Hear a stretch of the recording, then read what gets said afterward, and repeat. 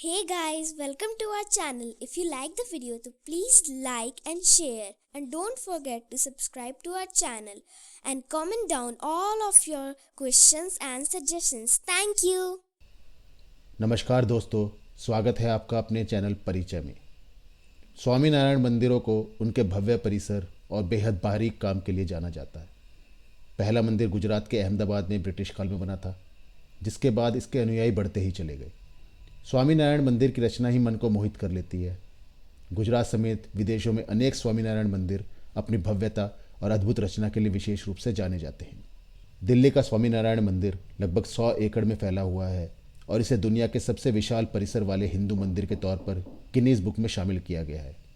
लेकिन दुनिया का सबसे पहला स्वामीनारायण मंदिर गुजरात के अहमदाबाद में बना था, 24 फरवरी 1822। जी हाँ, आज ही के दिन 24 फरवरी 1822 में बने इस मंदिर में काफ़ी बारीक नक्काशी की गई है। वैसे तो स्वामीनारायण मंदिर न सिर्फ भारत बल्कि पूरी दुनिया में बने हुए हैं, पर इनमें से 6 मंदिर अहमदाबाद, भुज, वड़तल, धौलेरा, जूनागढ़, गढ़पुर, इन मंदिरों के एक विशेष भी महत्व है, क्योंकि स्वामीनारायण जी ने अपने जीवन काल में अपने सामने बनवाए थे। इसके बाद न सिर्फ भारत में बल्कि पूरे विश्व में स्वामीनारायण मंदिर बनते ही चले गए। Africa, Australia, Europe, America, Canada, इन सब देशों में बहुत सारे स्वामीनारायण मंदिर हैं। बल्कि यही नहीं, पाकिस्तान के कराची में भी एक स्वामीनारायण मंदिर है, जो कि 1947 से पहले का बना हुआ है। तब पाकिस्तान भारत का हिस्सा हुआ करता था। यह पाकिस्तान का एकमात्र स्वामीनारायण मंदिर है। इन मंदिरों को स्वामीनारायण मंदिर या फिर अक्षरधाम मंदिर भी कहा जाता है। यहाँ भगवान स्वामीनारायण की पूजा होती है। बता दें कि घनश्याम पांडे या स्वामीनारायण या सहजानंद जी हिंदू धर्म के स्वामीनारायण संप्रदाय के संस्थापक थे। अप्रैल 1781 को भगवान श्री राम की जन्मभूमि कही जाने वाली अयोध्या के पास छपिया नाम के गांव में उनका जन्म हुआ और उस दिन रामनवमी भी थी। 5 वर्ष की आयु में ही उन्होंने पढ़ना लिखना शुरू कर दिया था और 8 साल की उम्र में उनका जनेऊ संस्कार हुआ था। इसके तुरंत बाद उन्होंने शिक्षा में अपनी विलक्षण प्रतिभा दिखाई और अनेक शास्त्रों को पढ़ लिया। कुछ ही समय में वे घर छोड़कर निकले और पूरे देश की परिक्रमा कर ली। तब तक उनकी बहुत ख्याति हो चुकी थी, लोग उन्हें नीलकंठ वर्णी कहने लगे थे। देश के कई राज्यों से होते हुए वे गुजरात आ गए। यहाँ उन्होंने बाकायदा अपने संप्रदाय की शुरुआत की और उनके बहुत सारे अनुयायी बन गए। मंदिर निर्माण उनके जीवन काल के दौरान की ही बात है। खुद ब्रिटिश हुकूमत ने मंदिर के लिए ज़मीन दान दी थी। मंदिर निर्माण भगवान स्वामीनारायण के अनुयायी आनंदानंद स्वामी जी और स्वयं स्वामीनारायण जी की देखरेख में हुआ। अहमदाबाद स्थित इस मंदिर को बर्मी टीक में उकेरा गया है और इसकी बहुत ही चमकीले और सुंदर रंगों से इसे चित्रित किया गया है, जो हर जगह स्वामीनारायण मंदिरों की खास पहचान भी है।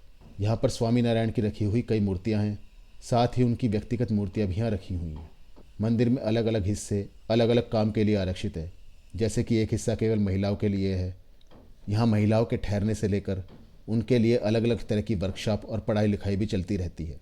इसी तरह से एक खंड में तीर्थयात्रियों के ठहरने की बहुत ही शानदार व्यवस्था है। दिल्ली का अक्षरधाम मंदिर काफ़ी प्रसिद्ध है। साल 2005 में बना ये मंदिर करीब 100 एकड़ ज़मीन पर फैला हुआ है। इसमें 200 पत्थर की मूर्तियाँ शामिल हैं। इस मंदिर में 234 नक्काशीदार स्तंभ, 9 गुंबदें और भारत के दिव्य महापुरुषों की 2000 मूर्तियाँ शामिल हैं। साथ ही इस मंदिर के केंद्रीय गुंबद के नीचे 11 फुट ऊंची नारायण की प्रतिमा है। यहाँ की प्रत्येक मूर्ति 5 धातुओं से बनाई गई है। अक्षरधाम मंदिर नारायण सरोवर से घिरा हुआ है। यह एक झील है जिसे 151 झीलों के पानी से भरा गया है। अपनी तमाम खूबियों के साथ 17 दिसंबर 2007 के दिन Guinness book of world records की ओर से इस मंदिर को दुनिया का सबसे बड़ा मंदिर घोषित किया गया था। आपको याद होगा दोस्तों कि साल 2002 में अहमदाबाद के स्वामीनारायण मंदिर के ऊपर एक आतंकवादी हमला भी हुआ था। इसी तरीके से जब बहुत साल पहले सन 2001 में 26 जनवरी को भुज में एक बहुत ही बड़ा भूकंप आया था, जिसने कि बहुत ही ज़्यादा तबाही मचाई थी, उसमें भी इस मंदिर को बहुत ज़्यादा कुछ क्षति नहीं हुई थी। इस मंदिर का पुनर्निर्माण कर लिया गया था और इसकी चमक आज भी वैसे ही बरकरार है जैसी वो भूकंप आने से पहले थी। इस मंदिर का पुनर्निर्माण संगमरमर और सोने से किया गया था, जिसकी चमक देखकर आपकी आंखें खुली की खुली रह जाएंगी। यह मंदिर शहर से थोड़ी दूरी पर स्थित है, जिसके चलते आप यहाँ एक असीम शांति का एहसास कर सकते हैं।